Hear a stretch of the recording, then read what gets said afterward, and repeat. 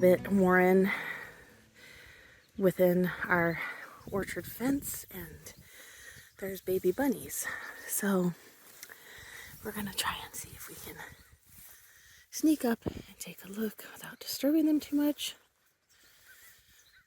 I don't know.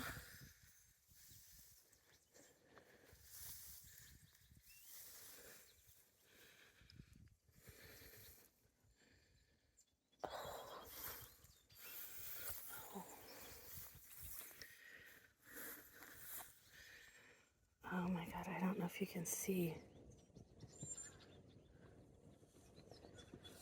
It's hard to see. They're just in there. Newborn baby bunnies.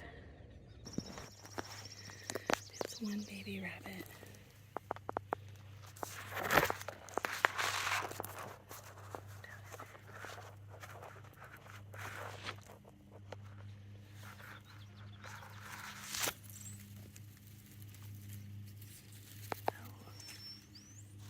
Bunch of them still. I thought the mama moved them. So one of the things that we love are fresh strawberries. There's nothing like fresh fruit from your garden. And we've grown strawberries for a long time in various garden beds and garden bags and garden pots. And, you know, normally we have just a few berries here or there, and you can nibble and snack as you're out in the garden, but it's usually never enough to do a major canning project, like say you want to can jam. And so we don't have, as we've mentioned in other videos, our land is marginal land. It's not conducive to lots of long flat beds. We have to think about solar aspect, we have to think about drainage, we have to think about where we can put beds or places things can grow, and also taking into consideration what other creatures like to nibble on strawberries, and there are plenty that do.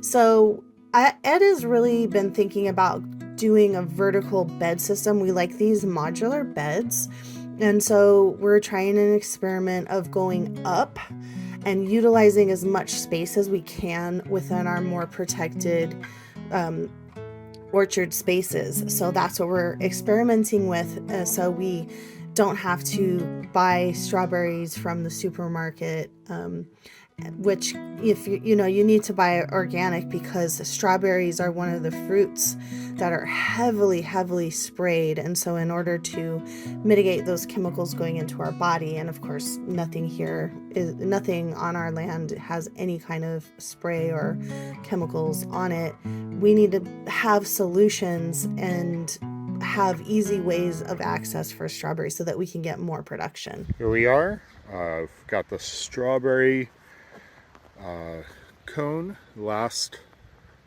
bed built. I'm going to go and fill that up with wood chips now. Okay, now that we've got this for our hugel culture, we've got all our wood chips stationed. Now we're going to go and fill the rings and the top in with soil.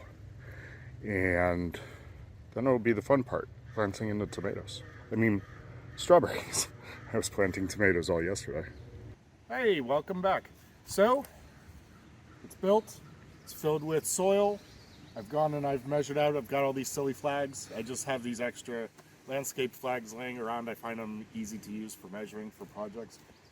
And we're going to go and plant in our strawberries. So I've got 3 different types of strawberries here.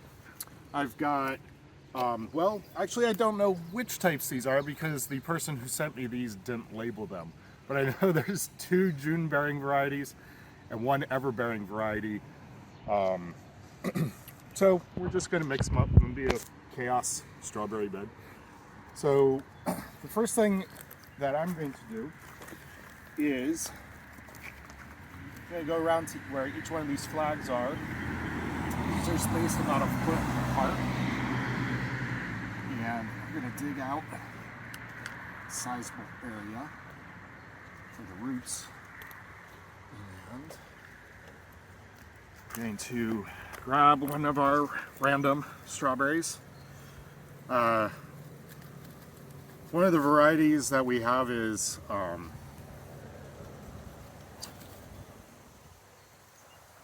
don't remember the names of the varieties. Oh well, I'll look them up later. Doesn't really matter since we don't know which ones they are anyways. I'm gonna put down a little bit of charcoal in the hole.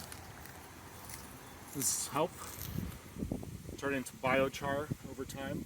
I'm gonna prop up a little mound here of soil. And then I'm gonna spread apart these strawberry roots so that you kind of go around that mound when I put them in here. And what we want to do is we'll fill this back in with soil. We want to make sure this crown stays out of the soil. That's the growth point. And I believe these are 2-year-old plants. So that's pretty good. We may even get a few strawberries off them this year. June bearing ones, you get all your strawberries in at once. And that happens around June. Probably will for our climate. Then the everbearing can give you strawberries throughout the season. So I like to have a big flush come in. That's where we'll be making our jams, our jellies, getting a big harvest from those. Over time, these will produce runners, especially the June bearing ones. And we're going to go and use those runners to constantly keep propagating new plants. About every 4 years, you want to turn over your strawberries. Take out the old plant, put in a new one. But since they create runners, we can just let them continue going. And eventually what we'll be doing is we'll be going and even using the extra strawberry runners as ground covers under our orchard trees. So strawberries are an excellent ground cover. They kind of act like a living mulch, and you can get some food out of the system. So after we plant them in, just go and give them some good water, put some kelp in this, and we will just stay on top, make sure that they don't dry out in here. And now I've got to get to work and plant this all in. Well, there we have it. 28 2-year strawberry crowns, sorted varieties, and still got a bunch left over. So I'm going to take these and probably start cover planting with them. Do that early. So looking forward to this. I'm going to actually build probably another 3 of these. I've got the materials for at least 1 more that's going to go down here into Valley Orchard. But we'll see how these work. I'm not sure with the hugel culture, how that's going to affect the strawberries. I've never tried that before. But I think it's going to work out over time. Strawberries like a lot of water. That wood chip layer, as it decays, it starts acting as a sponge, and it helps regulate the water, not too much, not too little. And I think that will help me not have to water these as much myself. Maybe we can get away with just natural rainfall and still enjoy a bountiful strawberry harvest. So anyways, thanks for joining us again here out at Snake Hill Permaculture, and we'll see you next time.